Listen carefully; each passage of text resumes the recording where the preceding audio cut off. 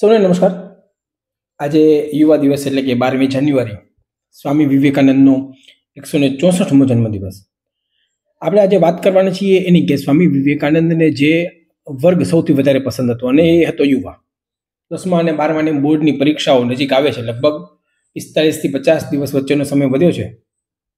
આ પરીક્ષાઓને કેમ પાર કરવી અને કેમ પોતાનું ફ્યુચર બનાવવું એના માટે અત્યારે વિદ્યાર્થીઓ સખત ચિંતામાં છે. વાત આપણે આજે એ બાજુ લઈશું કે ભાઈ આ પરીક્ષાઓ છે જિંદગી માટે કેટલી ઇમ્પોર્ટન્ટ છે. શું આ પરીક્ષાઓ જિંદગીનો અંત છે કે પછી આ પરીક્ષાઓને આપણે કઈ રીતે ટેકલ કરવી જોઈએ, સ્ટ્રેસ મેનેજમેન્ટ આ પરીક્ષાનું કેવી રીતે કરવું જોઈએ. અને 3 નાનકડા મુદ્દાઓથી આપણે સમજશું કે 10મા અને 12માની બોર્ડની પરીક્ષાઓને આપણે કઈ રીતે સરળતાથી હેન્ડલ કરી શકીએ. હું તમારો મિત્ર દિવ્ય મંતાણી અને આજના વિડીયો ઉપર અમારા મિશન લાઈફ 2.0 ના આ વિડીયોની સાથે હું આપ સૌનું અભિવાદન કરું છું. મારો ધ્યેય છે કે 1 લાખ વિદ્યાર્થીઓ સુધી પોઝિટિવિટી પહોંચાડવી, કારણ કે મારો દેશ, મારો સમાજ જે ભૂતકાળમાં ગ્લોરી ધરાવતો હતો એ જ ગ્લોરી મારે પાછી જોઈએ છે. અને એ કરવા માટે યુવાનો, વિદ્યાર્થીઓથી વિશેષ કોઈ કામ કરી શકે એમ નથી. મારું લાઈફ 2.0 મિશન સૌ આપના હવાલે છે, સૌ વિદ્યાર્થીઓના હવાલે છે. આપણે શરૂ કરીએ આપણે આજની વાત. બહુ ઇમ્પોર્ટન્ટ, બહુ મહત્વની વાત છે કે કેવી રીતે 10મા અને 12માની પરીક્ષાઓને આપણે હેન્ડલ કરવી. આપણી શિક્ષણ પદ્ધતિની અંદર 2 મહત્વના પડાવો આવે છે. એક ધોરણ 10નું બોર્ડ અને એક ધોરણ 12નું બોર્ડ. બંને પરીક્ષાઓ આપણા જિંદગીની દિશા નક્કી કરે છે. જે લોકો પસાર કરી ચૂક્યા છે એ લોકોને ખબર જ હશે કે એના પછી આપણે કેટલું કમાશું, કેવી રીતે કમાશું ને ઇવન સમાજમાં આપણી કેટલી પ્રતિષ્ઠા થશે એ બાબત ઉપર આ 2 પરીક્ષાઓના પરિણામ ખૂબ આધાર રાખે છે. વાત ખરેખર એવી છે કે આમાં આપણને એટલું બધું મહત્વ આપવું જોઈએ કે નહીં, એક બહુ ડિબેટેબલ વસ્તુ છે. પણ અત્યારે આપણે જે પરિસ્થિતિમાં છીએ એ પરિસ્થિતિમાં વિદ્યાર્થીઓ ઉપર આ પરીક્ષાઓ પાસ કરવાનો બહુ જ વધારે પડતું પ્રેશર હોય છે. પ્રેશર એને ક્રિએટ થાય છે એના વાલીઓ તરફથી, એના સ્કૂલના વાતાવરણ તરફથી, એના ક્લાસીસના વાતાવરણ તરફથી અને આખા સમાજ તરફથી. જો 10મા અને 12માના પરીક્ષાની અંદર જો સારા માર્ક આપણે નહીં લઈ આવી શકીએ તો સારી સ્ટ્રીમમાં એડમિશન નહીં મળી શકે, સારી નોકરી નહીં મળી શકે અને એનાથી સમાજમાં આપણી હાનિ થશે. માતા પિતાની નજરોમાં આપણે નીચા પડી જશું. દુનિયાને આપણે શું જવાબ આપશું? આ બધા પ્રશ્નો વિદ્યાર્થીઓની અંદર અત્યારથી એના મગજમાં ઘૂમવા માંડે છે. એટલે એના મગજમાં એક પ્રેશર ક્રિએટ થાય છે. આ પ્રેશર ઘણી વખત એટલું બધું અગત્યનું અને એટલું ભયંકર બની જાય છે કે ન કરવાના પગલાઓ લઈ બેસે છે. મારા મિશન લાઈફ 2.0માં બહુ એક મહત્વનો મુદ્દો એ છે કે વિદ્યાર્થીઓને માનસિક રીતે સ્ટેબલ કરવા, તૈયાર કરવા. આપણી શિક્ષણ પદ્ધતિ જે લોર્ડ મેકોલે આપણી પર થોપી ગયા છે, જેને આપણે હજુ સુધી બદલાવી નથી શક્યા, આપણું દુર્ભાગ્ય છે. પણ એ શિક્ષણ પદ્ધતિમાં પણ એડજસ્ટ થઈ અને સારી કારકિર્દી, સારું ભવિષ્ય બનાવી શકાય છે એ બાબતને વિદ્યાર્થીઓના મનની અંદર બેસાડવી એ મારું મૂળ લક્ષ્ય છે. જ્યારે 10મા અને 12માની પરીક્ષાઓને હવે ઘણા ગાંઠિયા દિવસો બાકી બધા છે ત્યારે આપણે ABC ફોર્મ્યુલા શીખશું. A, B અને C. આ 3 પોઈન્ટનો ફોર્મ્યુલા આપણે એવો શીખશું કે જેનાથી વિદ્યાર્થીઓ કદાચ હવેના 50 દિવસની અંદર થોડી મહેનત કરે, થોડું પ્લાનિંગ કરે તો સારા માર્ક્સ લઈ આવી શકે છે. અને ઇવન સારા માર્ક્સ કરતાં પણ પોતાની માનસિક પરિસ્થિતિ સારી રાખી અને પરીક્ષાઓમાં પોતાનું શ્રેષ્ઠ પ્રદર્શન કરી શકે છે. કારણ કે જ્યાં સુધી માનસિક પરિસ્થિતિ સારી નહીં હોય ત્યાં સુધી આપણે કોઈ સારું પરિણામ લઈ આવવાની અપેક્ષા રાખી શકતા નથી. વાત અત્યારે એવી કરવાની છે કે ABC ફોર્મ્યુલા શું છે અને એ ફોર્મ્યુલાથી આપણે કેવી રીતે સારામાં સારી રીતે પરીક્ષાઓ આપી શકીએ અને પાર કરી શકીએ.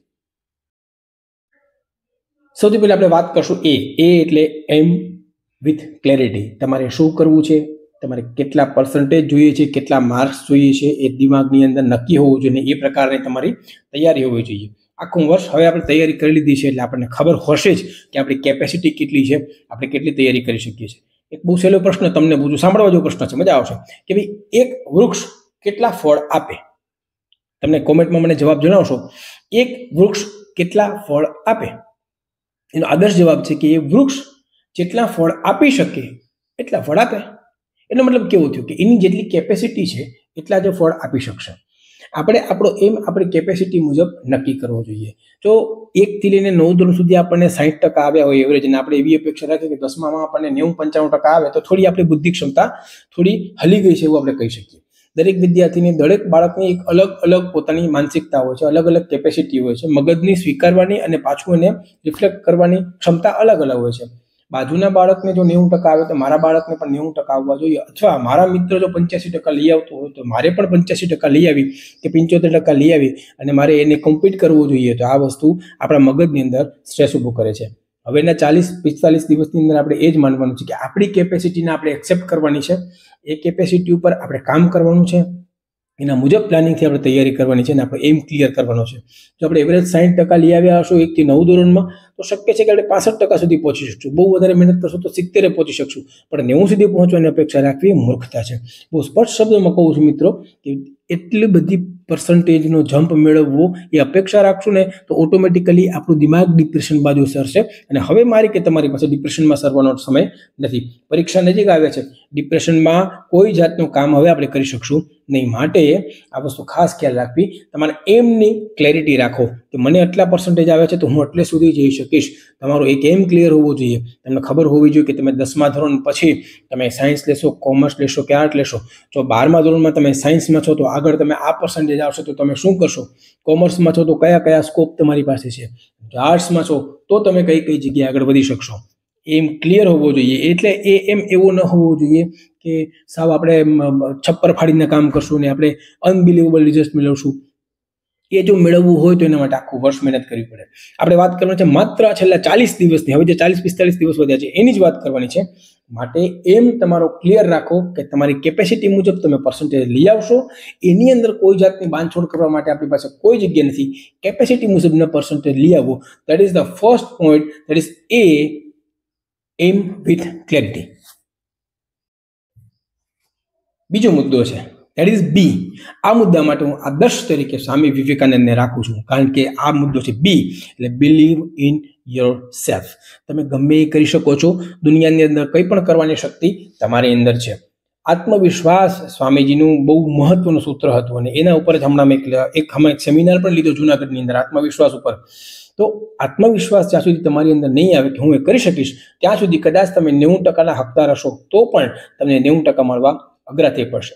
દુનિયામાં એવા ઘણા બધા લોકો છે, તમારા પરિવારમાં પણ હશે, કદાચ તમારા પેરેન્ટ્સ પણ હશે કે જેમને 10મું બોર્ડ જોયું પણ નહીં હોય, કે જો 12મા ધોરણ સાયન્સ સુધી પહોંચ્યા પણ નહીં હોય, કે આર્ટ્સ કોમર્સના એને ચોપડા પણ નહીં જોયા હોય. તમે ત્યાં સુધી પહોંચ્યા છો એનો મતલબ એવો છે કે તમારામાં કંઈક છે, તમારી કંઈક કેપેસિટી છે, બીજા કરતાં તમે થોડા અલગ છો. ભલે બોર્ડની અંદર આ 5 લાખ વિદ્યાર્થીઓ આપતા હોય, એ 5 લાખ વિદ્યાર્થીઓમાંથી તમારું એક અલગ સ્થાન છે. એ વસ્તુ એક્સેપ્ટ કરો. એક્સેપ્ટ કરો કે તમે કરી શકો છો. એક બહુ મસ્ત કોટ તમને કહું છું. આઈ પોઝિટિવ સેમિનાર હોય છે હર્ષલભાઈ માકડના રાજકોટની અંદર. બહુ સરસ સેમિનાર છે, અટેન્ડ કરવા જેવા છે. લાઈફને આખું ગોલ ચેન્જ કરવાનો, લાઈફનું વિઝન ચેન્જ કરવા માટેના બહુ સરસ સેમિનાર હોય છે. એમાં એમને બહુ સરસ વાક્ય છે હર્ષલભાઈ માકડનું કે જો હોગા વો દેખા જાયગા નહીં. તમે આપણે ઘણી વખત એવું કહેતા હોય છે કે જે થશે એ જોયું છે ભાઈ, પણ જો હોગા વો દેખા જાયગા નહીં, જો દેખા જાયગા વહી હોગા. મનની અંદર જે આપણે ડિઝાઇન કરશું, જે ડ્રાફ્ટ કરશું, એ બધું થશે. એના માટે જરૂર છે સેલ્ફ કોન્ફિડન્સ. તમે આખું વર્ષ મહેનત કરી છે. આ વિડીયો જોનાર એક વિદ્યાર્થી એવો નહીં હોય કે જેને આખું વર્ષ રખડી ખાધું હશે. 10મા અને 12મા બોર્ડની અંદર જે વિદ્યાર્થીઓ છે બધાને પોતપોતાની જવાબદારી ખબર હોય છે. એટલે આમાંથી કોઈ એવું નહીં હોય કે જેણે માત્ર ટાઈમ પાસ કર્યો હશે. બધાએ મહેનત કરી છે અને મહેનત પ્રમાણે તમને ફળ મળશે.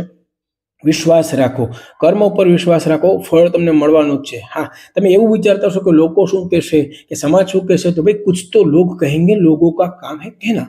એનું કામ જ એ છે. એના માટે તમારે વિચારવાની જરૂર નથી. તમારે માત્ર એક જ ધ્યાન રાખવાનું છે, તમારા માતા પિતા તમારી માટે શું સપનાઓ છે, એમણે તમારા માટે કેટલો સેક્રિફાઈસ આપ્યો છે, એમણે તમારા માટે પોતાના જિંદગીના કેટલા મહત્વના વર્ષો આપ્યા છે.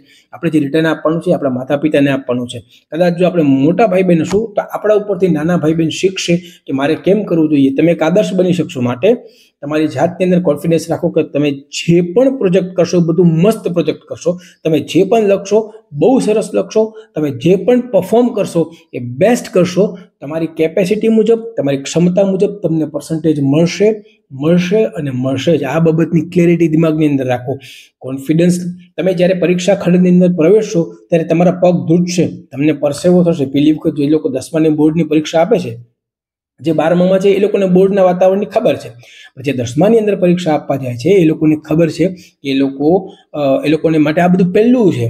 તો તમને ત્યારે ગભરામણ થશે, પરીક્ષાના 2 દિવસ પહેલા તમને ઊંઘ નહીં આવે, તમને ભૂખ લાગતી બંધ થઈ જશે, થોડા તમે કન્ફ્યુઝ થઈ જશો. પણ આ બધી વસ્તુઓને આપણે બહુ ક્લેરિટીથી હેન્ડલ કરવાની છે, ને એ થશે ક્યારે કે જ્યારે આપણી અંદર કોન્ફિડન્સ હશે. આત્મવિશ્વાસ રાખો મિત્રો, જિંદગીની અંદર દરેક પ્રશ્નમાં આત્મવિશ્વાસ જરૂરી છે. હજી તો તમે ભણો છો, જ્યારે બહાર આવશો, જ્યારે માર્કેટમાં તમે આવશો, તમારે નોકરી ગોતવાની હશે કે બિઝનેસ કરવાનો હશે, ત્યારે સૌથી પહેલી જરૂરત કોન્ફિડન્સની પડશે. અત્યારથી એ ગુણ ડેવલપ નહીં કરો તો આગળ જતાં બહુ તકલીફ પડશે. તમારી માટે બેસ્ટ ચાન્સ છે અત્યારે કોન્ફિડન્સ ડેવલપ કરો. Please develop your confidence and everything is gonna be fine. તમે બહુ સરસ કરી શકશો. પ્રેશર નહીં લ્યો, એન્જોય કરો તમારા સ્ટેટસને, તમારી એક્ઝામિનેશનને. બસ કોન્ફિડન્સ. લાસ્ટ અને C, that is consistent action. સતત પ્રયત્નો. તમે આખું વર્ષ કામ કર્યું છે, આઈ નો તમે આખું વર્ષ ભણ્યા છો, મને ખબર છે, તમે બહુ સરસ તૈયારી પણ કરી છે, પણ હવે છેલ્લું છે ને, એકદમ શાંતિથી, સરળતાથી સોર્ટ કરીને તમે એની અંદર આગળ પ્રયત્ન કરો. તમારું જે કંઈ રિવિઝન કરવાનું છે એ સ્ટ્રેસ ફ્રી થઈને રિવિઝન કરો. યાદ રાખો, તમે કોઈ એવું નથી કે તમે જે ખાઈને સીધી તમારે ઉલટી કરવાની છે. તમારે વસ્તુ સમજવાની છે, તમારે વસ્તુ જાણવાની છે. તમે જે અત્યારે ભણો છો તમારી આગલી જિંદગીમાં કામ આવવાનું છે. એટલે ફોર ફ્યુચર સિક્યોરિટી પણ તમે એને વ્યવસ્થિત રીતે ભણો અને એને તમે તમારી રીતે પરફોર્મ કરો. તમે સરસ તૈયારી કરી છે, તમે પેપર્સ આપ્યા છે, પછી તમને શેની ચિંતા છે? તમે કન્સિસ્ટન્ટ તૈયારી કરી છે. એવું તો નથી કે તમે 2 મહિના તૈયારી કરીને પછી સ્કૂલ નથી ગયા, પછી વળી વચ્ચે 15 દિવસ ગયા, વળી દિવાળી રજાઓ લીધી, વળી ઉત્તરાયણમાં નથી ગયા, એવું તો છે નહીં. તમે બધું કરેલું છે, બહુ વ્યવસ્થિત રીતે તમારી તૈયારીઓ છે. બસ વસ્તુ એટલી છે કે હવેના 40 દિવસમાંથી 35 દિવસ એવા આપો કે જે દિવસમાં તમારી જિંદગીની અંદર ધ્યેય માત્ર ને માત્ર બોર્ડની પરીક્ષાની તૈયારી હોવી જોઈએ. પ્રેશર નામનો શબ્દ મગજમાંથી કાઢી નાખજો. હજી તમને કહું છું મિત્રો, પ્રેશર લેવાની કોઈ જરૂર નથી. તમારા પર્સન્ટેજ તમારું ફ્યુચર નક્કી નહીં કરે, તમારી સ્કિલ તમારું ફ્યુચર નક્કી કરશે. હવેનો જમાનો એવો આવે છે કે જે સ્કિલ બેઝડ છે, એજ્યુકેશન બેઝડ કે સર્ટિફિકેટ બેઝડ નથી. કદાચ ધીરુભાઈ અંબાણીની તમે વાત સાંભળી હશે, એમનું એજ્યુકેશન કેટલું છે? તમારા કરતાં તો એ બહુ જ ઓછું ભણેલા છે, but still he is the biggest industrial house in the country. એમને જે એમ્પાયર બનાવ્યું, આખું બહુ મોટું બનાવ્યું છે. આપણે એમ માનીએ છીએ કે જે તમારા આદર્શ તરીકે આપણે કોઈ ક્રિકેટરને રાખતા હોઈએ, કોઈ ફિલ્મ એક્ટરને રાખતા હોઈએ, ખરેખર એ લોકો આદર્શ રાખવા જેવા નથી. પણ આદર્શ આપણી પાસે એવા હોવા જોઈએ કે જેને આપણે બધી રીતે આપણે એને સપોર્ટ કરી શકીએ. ખેર, સચિન તેંડુલકરની વસ્તુ અલગ છે, વિરાટ કોહલીની વસ્તુ અલગ છે, પણ ધારો કે તમે એને આદર્શ રાખતા હો તો એનું તમે બેકગ્રાઉન્ડ ચકાસજો. એનું પણ એજ્યુકેશન એટલું બધું નથી, પણ એની પાસે સ્કિલ છે. દોસ્તો, સ્કિલ ઉપર ડિમાન્ડ રાખો, સ્કિલ ઉપર દિમાગ રાખો. સ્કિલ ડેવલપ થશે તો તમારા માટે દુનિયા આખીના દ્વાર ખુલશે. અને એના માટે તમારું પર્સન્ટેજ કોઈ કામના નથી, તમારી અંદરની વૃત્તિઓ કામની છે. માટે 10મા ધોરણની અંદર, 12મા ધોરણની અંદર તમે બહુ સરસ મહેનત કરી છે. કદાચ તમને એવું લાગે કે મને પર્સન્ટેજ ઓછા આવશે, કદાચ તમને એવું ગુંગળામણ થાય કે હું શું કરીશ, અને એવું કોઈ પગલું તમારા મનમાં ભરવાનો વિચાર આવે તો મહેરબાની કરીને રોકાઈ જજો. આવું પગલું ભરવાનું ક્યારેય થતું નથી. તમારા માતા પિતા, તમારા વાલીઓ, તમારા ભાઈ બહેન, તમારો પરિવાર, તમારો સમાજ બધા તમને ખૂબ પ્રેમ કરે છે, તમારા માટે ખૂબ સારી લાગણીઓ ધરાવે છે. કદાચ પર્સન્ટેજ તમને સારા નહીં આવે તો લોકો 1 દિવસ બોલશે, 2 દિવસ બોલશે, એનાથી વધારે લોકોને કંઈ યાદ પણ નથી રહેતું. તમારે માત્ર તમારી આખો પરિવાર, તમારી જિંદગી યાદ રાખવાની છે. શક્ય છે કે 10મા ધોરણની અંદર તમે ઓછા પર્સન્ટેજ આવે પણ તમે 12મામાં સારા પર્સન્ટેજ લઈ શકો. 10મા ધોરણની અંદર ઓછા પર્સન્ટેજ આવે ધારો કે, તો તમે ડિપ્લોમા કરી અને ડિગ્રી કરી અને વિદેશમાં કોઈ સારી કંપનીમાં તમે નોકરી કરી શકો. 12મા ધોરણમાં કદાચ તમને ઓછા પર્સન્ટેજ આવે તો MBBS ને બદલે તમે ફિઝિયોથેરાપીમાં જઈ શકો. સિમ્પલ MSc માઇક્રોબાયોલોજી કરો તો બાયોટેકનોલોજી કરો, બહુ જબરદસ્ત સ્કોપ છે. તો તમારી પાસે ખૂબ સ્કોપ છે મિત્રો. નિરાશ થવાની કોઈ જરૂર નથી. આ સમયે તમારા માટે સૌથી વધુ જરૂરી છે પોઝિટિવિટી અને પોઝિટિવિટી.